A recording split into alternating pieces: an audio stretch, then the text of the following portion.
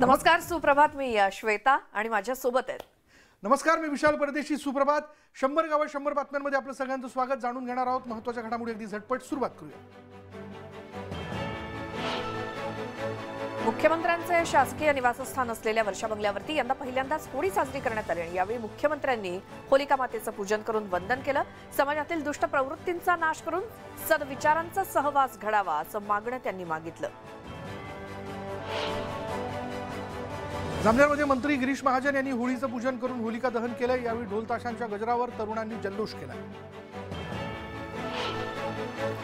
नांदेडमध्ये काँग्रेस नेते अशोक चव्हाणांनी कुटुंबियांसोबत होळीची पूजा करत होलिकेचं दहन केलं आणि यावेळी अशोक चव्हाण यांनी होळीच्या शुभेच्छा दिल्या.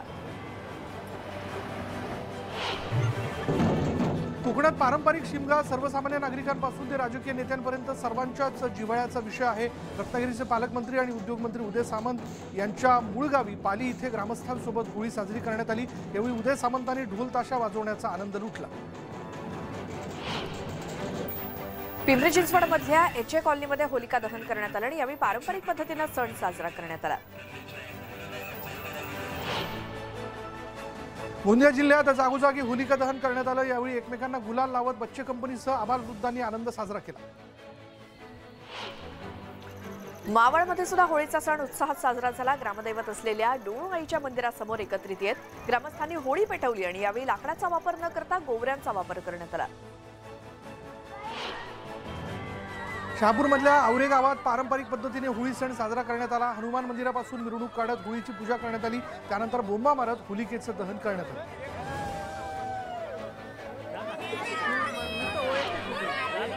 रत्नागिरी जिल्ह्यातल्या मंडणगड तालुक्यातील केळवद गावामध्ये शिमगोत्सवाचा उत्साह पाहायला मिळाला आणि इथे पारंपरिक पद्धतीनं होम पेटवण्यात आला. शिमगोत्सवात फागपंचमीला देवळातून बाहेर पडलेल्या पालख्या देवळात पुन्हा आणल्या जात आहेत. रत्नागिरीतल्या दापोलीत गणेश मंदिरासमोर विविध प्रकारचे खेळ खेळत पारंपरिक पद्धतीने होळी पेटवून नागरिकांनी शिमगोत्सवाचा आनंद लुटला. यावेळी मोठ्या संख्येने नागरिक उपस्थित होते.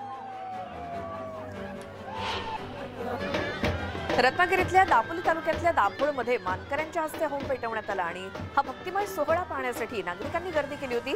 होमामध्ये ठेवलेले नारळ होम पेटल्यानंतर प्रसाद म्हणून नागरिकांना आपल्या घरी घेऊन जाता येतात.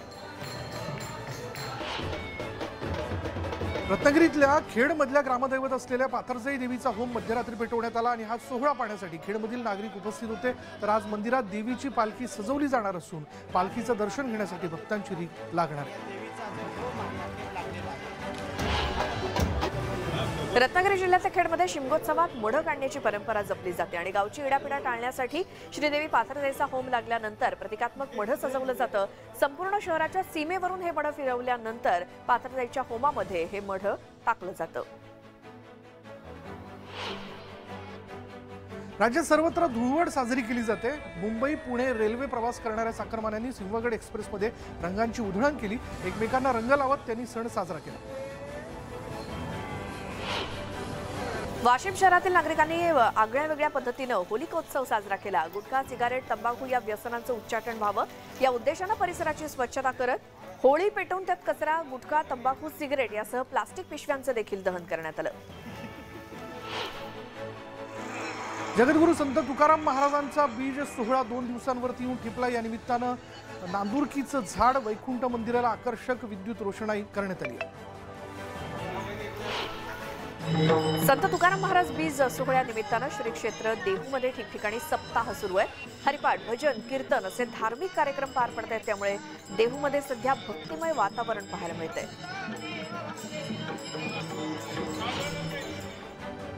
कुळीवाड्यांमध्ये होळीचा सण अत्यंत निराळ्या पद्धतीने साजरा केला जातो. वरळीच्या कुळीवाड्यात होळीच्या या रात्री पुरणपोळीचा नैवेद्य, डोक्यावर मातीची मडकी, होळीची सुंदर सजावट यासह दागिन्यांनी नटून थटून स्त्रिया हा सण आनंदाने साजरा करतात. सण जरी 1-2 दिवसाचा असला तरी सुद्धा त्याची तयारी ही महिन्याभरापासूनच केली जाते. कोळीवाड्यामध्ये प्रत्येक सण हा दणक्यातच साजरा होतो. होलिका पूजन सगळीकडेच होतं, मात्र कोळीवाड्यांमध्ये नावेचं पूजन सुद्धा केलं जातं. ज्या होळीमुळे कोळ्यांचा मासेमारीचा व्यवसाय चालतो त्या होळीला नैवेद्य दाखवून तिची पूजा केली जाते आणि या पूजनानंतर दुसऱ्या दिवशी मासेमार आपल्या कुटुंबासह या होळीची एक सफर सुद्धा करतात. कर्जतच्या पोशीर गावामध्ये पारंपरिक पद्धतीने होलिका दहन करण्यात आलं। होलिका दहनापूर्वी भजन आणि पारंपरिक लोकगीतं सादर करण्यात आली आणि त्यानंतर गावातील मानकऱ्यांच्या हस्ते होलिका दहन करण्यात आलं।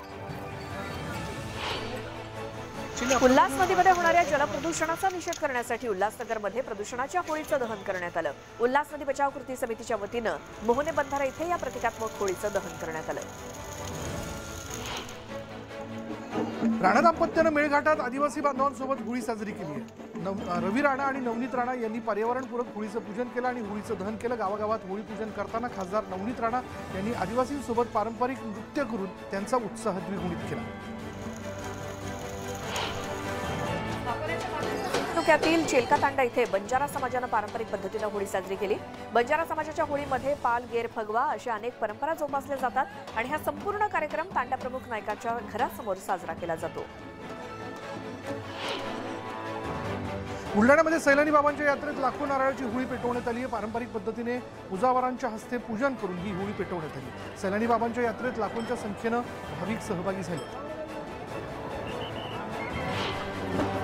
अहमदनगर जिल्ह्यातल्या संगमनेर शहरातील नगरपालिकेजवळ होळी पेटवल्यानंतर जोराचं वादळ आलं। वाऱ्यामुळे होळीतून आगीचे लोळ बाहेर पडत होते। सुदैवाने यामध्ये कोणतीही अप्रिय घटना घडली नाही। पंढरपूरमधील उत्पात समाजाच्या वतीने लावणी महोत्सवाचा प्रारंभ करण्यात आला। होळी ते रंगपंचमी असा 7 दिवसांचा लावणी महोत्सव पार पडत असतो।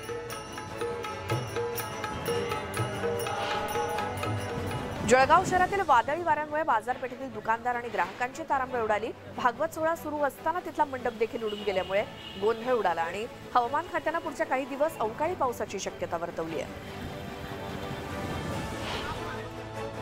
जुन्नर तालुक्यातील माळशेज, नाणेघाट परिसरात जोरदार पाऊस आणि गारपीट झाली।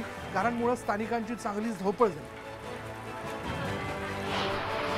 पुण्यातल्या वडगाव शहरी इथल्या एका इमारतीसमोरील नारळाच्या झाडावरती वीज कोसळली आणि विजेचा दाब वाढल्यामुळे परिसरातील काही घरांमधील टीव्ही आणि फ्रीज जळलेत।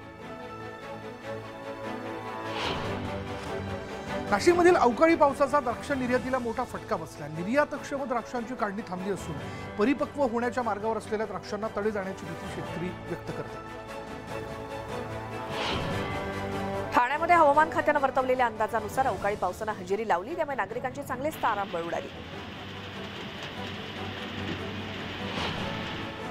राष्ट्रीय स्तरावर एकच हीट ॲक्शन प्लॅन तयार होत असून सद्यस्थितीमधील उष्माघाताशी लढण्याकरता असलेल्या कृती आराखड्यात त्याचा समावेश होणार आहे। विशेष म्हणजे देशातील शहरांसाठीचा हीट ॲक्शन प्लॅन नागपूरच्या विविध भागांमधील तापमानाचा अभ्यास करून तयार करण्यात आला।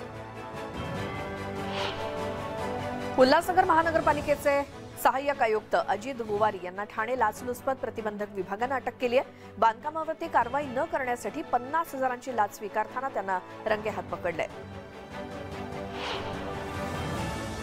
चंद्रपुरातील चेन्नई दिल्ली मुख्य रस्त्यावर मालगाडी रुळाखाली उतरल्यानं वाहतूक विस्कळीत झाली होती। बल्लारपूर रेल्वे स्थानकात मालगाडी डबा घसरल्यानं वाहतुकीचा खोळंबा झाला। बुलढाण्याच्या ज्ञानगंगा अभयारण्यामध्ये येणाऱ्या पर्यटकांना बिबट्याचं दर्शन होतंय। गेल्या काही दिवसांपासून एक बिबट्या सातत्यानं जंगलातून ये जा करत असल्यामुळे पर्यटकांना त्याचं दर्शन होतंय।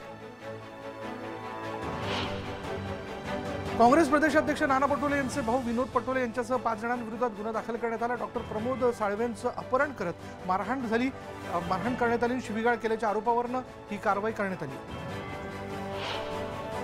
बुलढाण्याच्या खामगावातील शेलोडी गावातील शेतामध्ये भीषण आग लागली। आगीनं उग्ररूप धारण केल्यामुळे मोठं नुकसान झालंय।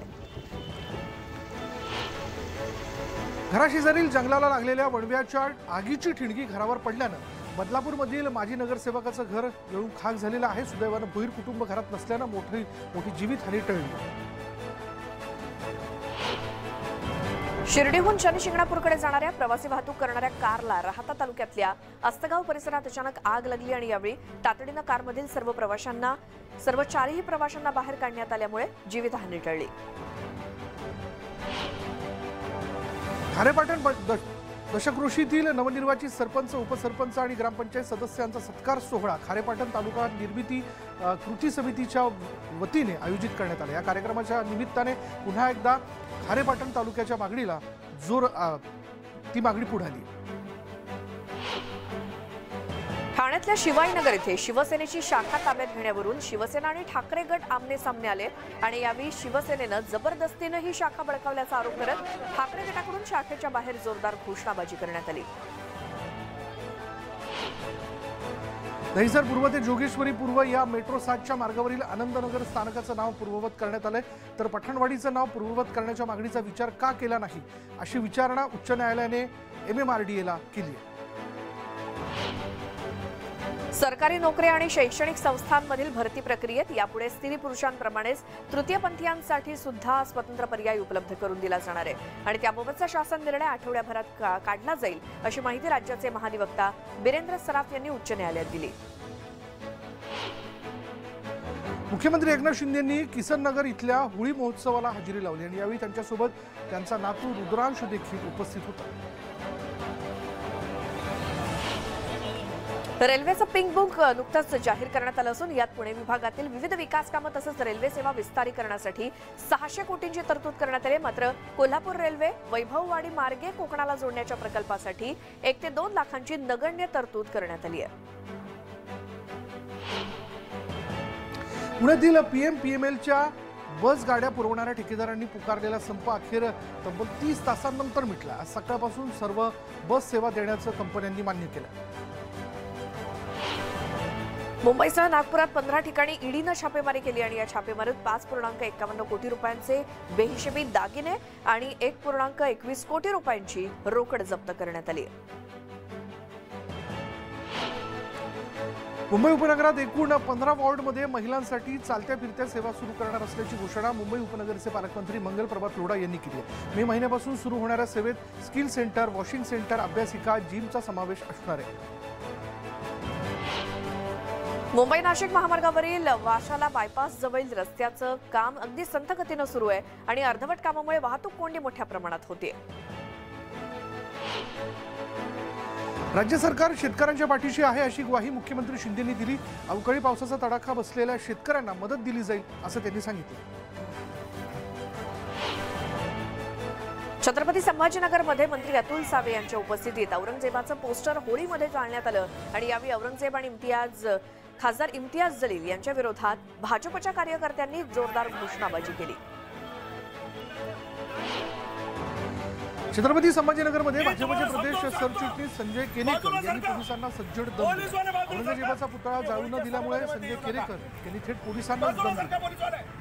मी तुम्हाला समजावून सांगतो, बाजूला सरका, पोलिसवाले बाजूला सरका। मुंबई आणि परिसरात काल सोसाट्याचा वारा सुटलेला होता। काल संपूर्ण दिवसभर शहरात ढगाळ वातावरण सुद्धा होतं।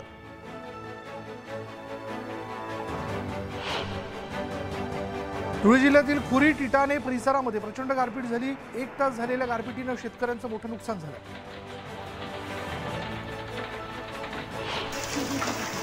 तर तिकडे मावळमध्ये विजांच्या कडकडाटात अवकाळी पावसानं हजेरी लावली आणि या पावसानं आंब्यांचं मोठं नुकसान झालंय। यासोबतच ज्वारी, बाजरी आणि इतर पिकांचं देखील नुकसान झालंय। नंदुरबार जिल्ह्यात होळीवर वादळासह पावसाचं संकट आलं। जिल्ह्यात वादळी वाऱ्यासह पाऊस झाला। भिवंडी शहर आणि ग्रामीण भागाला सुद्धा अवकाळी पावसाचा तडाखा बसला आणि त्यामुळे परिसरात धुळीचं साम्राज्य तयार झालं होतं। जुन्नर भागात जोरदार वारा आणि विजेच्या गडगडाटासह पाऊस झाला आणि या अवकाळी पावसानं कापणीला आलेल्या गहू, द्राक्ष पिकांचं मोठं नुकसान झालं। तळेगाव दाभाडेत भर पावसात होळी पेटवण्यात आली। अवकाळी पावसानं होळी सणात व्यत्यय आणला, मात्र तरी देखील नाउमेद किंवा नाराज न होता चिमुरड्यांनी मोठ्या उत्साहात होळी पेटवली आणि जल्लोष केला। पुण्यातील मनसर, औसरी परिसरात जोरदार गारपीट झाली। ऐन मार्चमध्ये झालेल्या गारपिटीनं लोकांची चांगलीच तारंबळ उडाली। नंदुरबार तालुक्यातील आसाने गावात अवकाळी पावसामुळे शेतीचं मोठं नुकसान झालं आणि नंदुरबार, अक्कलकुवा, शहादा, तळोदा आणि नवापूरमध्ये पावसानं हजेरी लावली असून शेतकरी मात्र हैराण झालेत। या सगळ्या वेगवेगळ्या घडामोडींनंतर या बुलेटिनमध्ये इथेच थांबणार आहोत। पहा फक्त न्यूज 18 लोकमत।